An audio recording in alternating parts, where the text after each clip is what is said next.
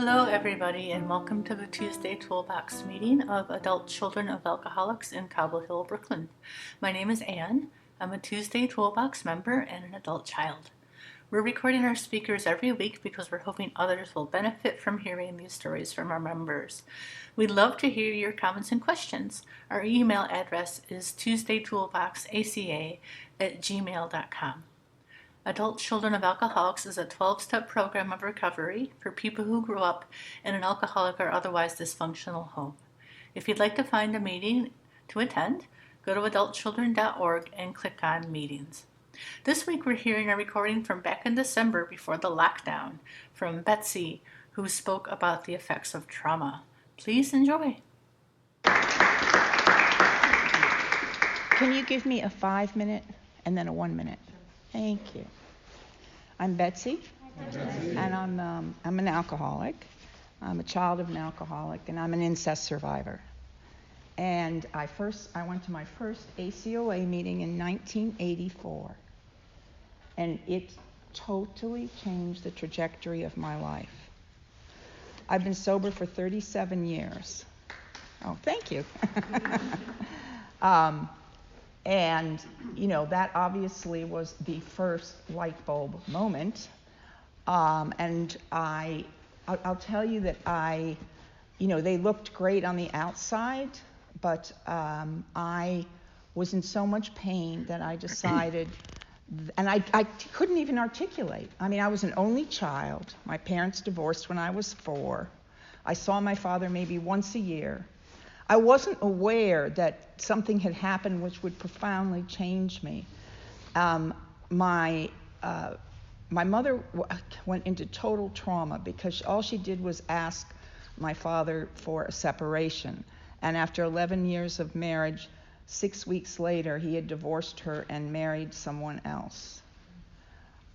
He was a professor at Caltech. He was an Africanist, and he married a woman that he probably was having an affair with in South Africa.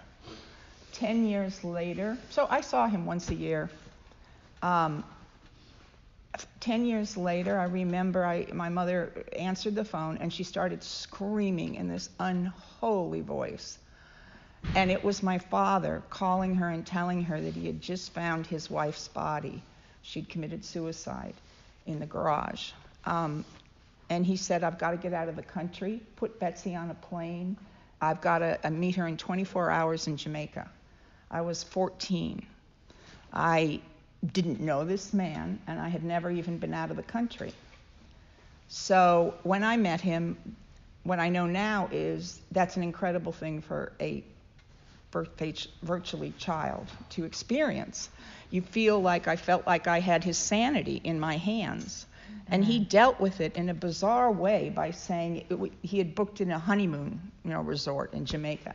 And he said, you know what? People here cannot tell whether you are my daughter or my wife. Just ego, whatever, that a young wife or who even knows out of grief, right? I actually do believe now that my father was molested when he was younger.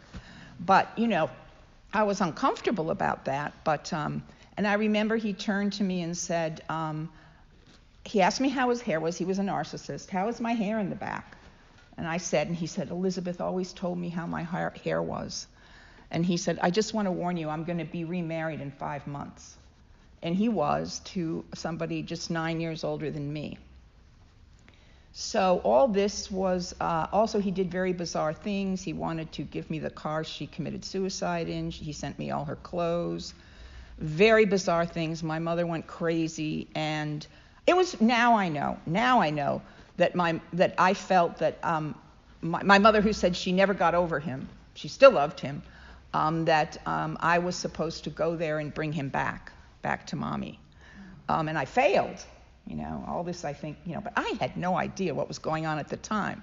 I only know that I went to college and I was absolutely terrified of men. And that's when I, started drinking. To even let them get near me, I had to be drunk. And then I went to junior year abroad in Scotland.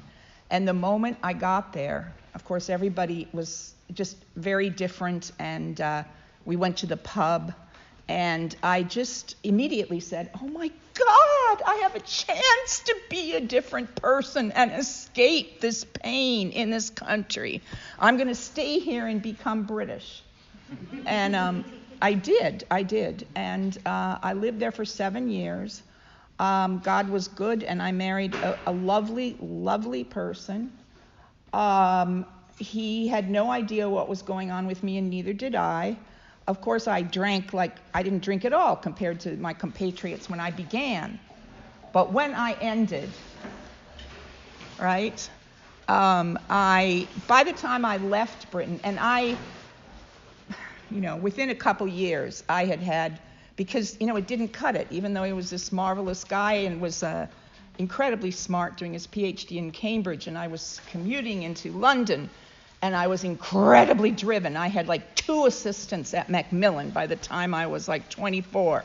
But, to actually just like be people able to take me, I had to have some drinks, when I got home. I was just that, boom, boom. And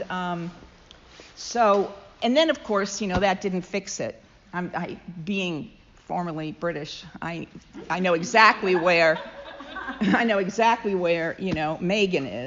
and Harry, it just doesn't cut it. Even if you marry the prince and your plan to take over the world, and you have trauma, it just doesn't work. It doesn't work that way. So, of course, I had affairs. I got pregnant and had a secret abortion. I had near-fatal car crashes, and on and on and on. So, anyway, I came to America, and with a man, always a man. I was young and beautiful, and I used it to the hilt. And I actually married him, and, I told him, I don't love you. And he said, maybe you'll come to love me. And I said, no, I won't. But, he was willing to take me to America and try it. So anyway, I did leave him. And then the day came when I was talking to the girl where I worked. I want to speed it up. Suffice it to say that my father once on the phone, I said to him, you haven't stopped drinking because you had malaria. You stopped drinking because you've been to AA. Because I went there to do a story, and I heard the Serenity Prayer, and he said, good, I'm glad you've been to AA because you're an alcoholic and you can never drink again. This is not considered the way to 12-step, people. But it worked. Of course, I hated him and whatever. But slowly, so I got sober and I cut off with him.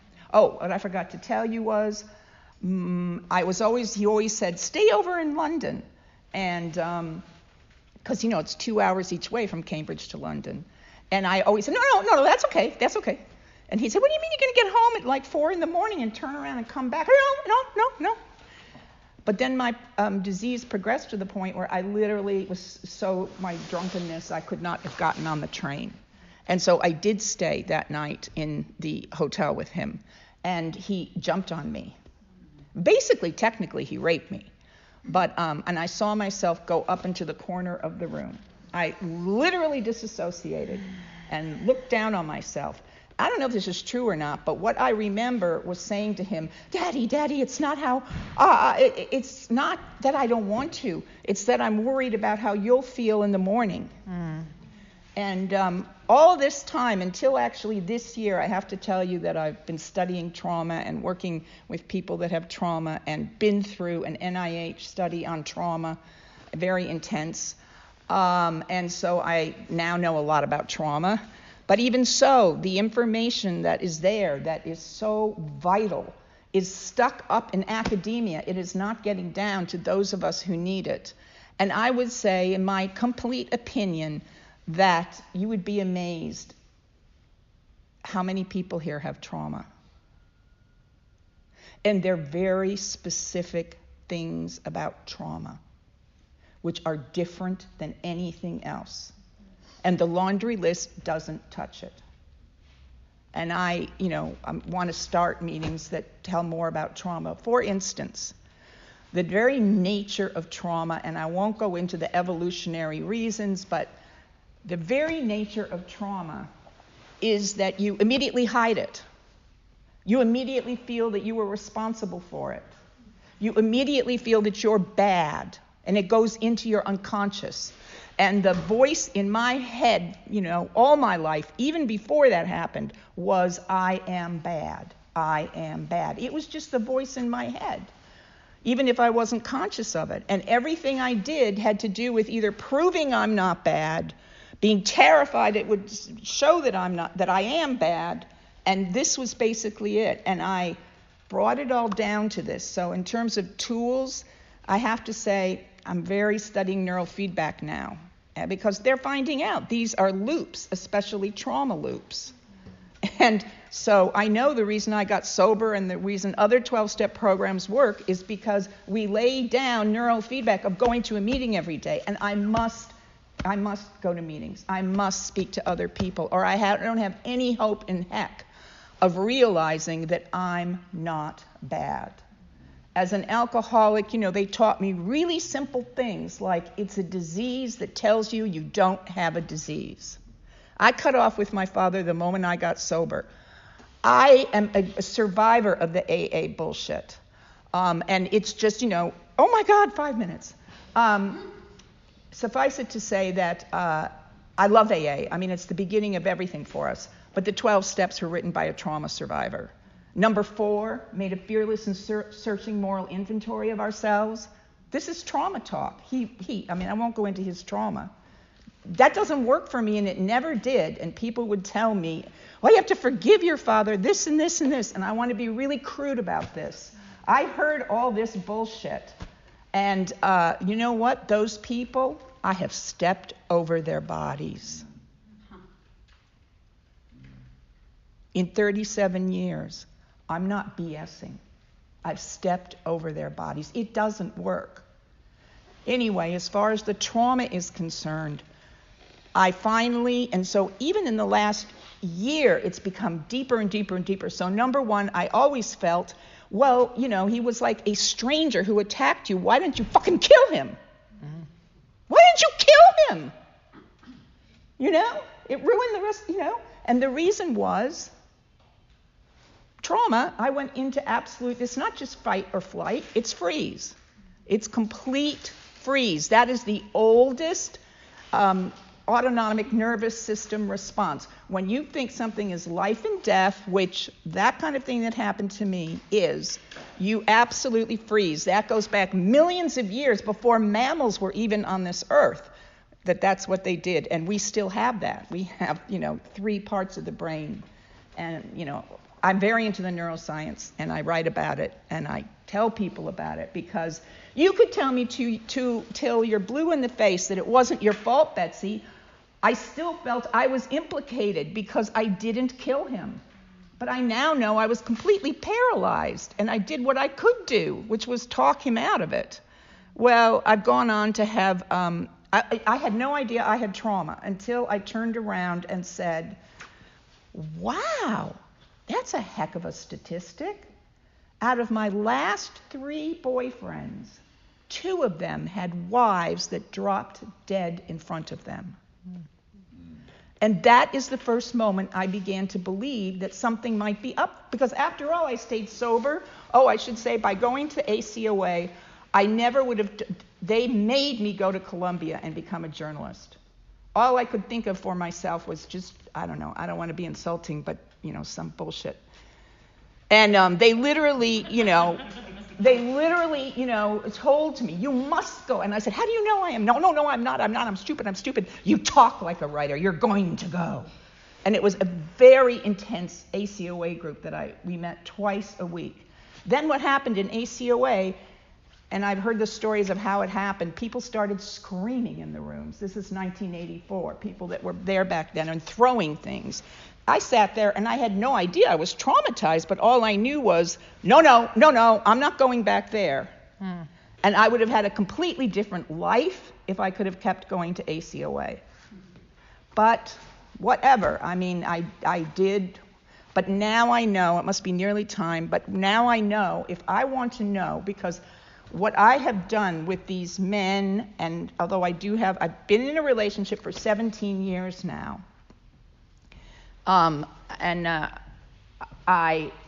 if you want to know, he's 21 years younger than me, and he's Russian. But guess what? He too had a father that divorced his mother, brought someone from a foreign country to live here, and she too committed suicide. What's the statistics on that? We have the same, I didn't even know that, but it's like, how is it possible? This person that's so afraid of abandonment dared, to be in relationship with someone 21 years younger. Well, it's because and you can call it the trauma bond, and it definitely is. But now I know too, listen, there's incredible post-traumatic growth. I know that I have superpowers because of my trauma. I know it. I mean, I just feel it. I know it. I have intuition. I'm very, and what I have to do is to work on the downside, the weaknesses, not weaknesses, but whatever you want to call it. But no matter what, and this is what I finally want to say, keeping it simple. Whatever goes through my mind, I say, but I'm not bad, but I'm not bad. And I always can pick apart that whatever complicated thing I'm thinking comes back to me feeling I'm bad. I'm not bad.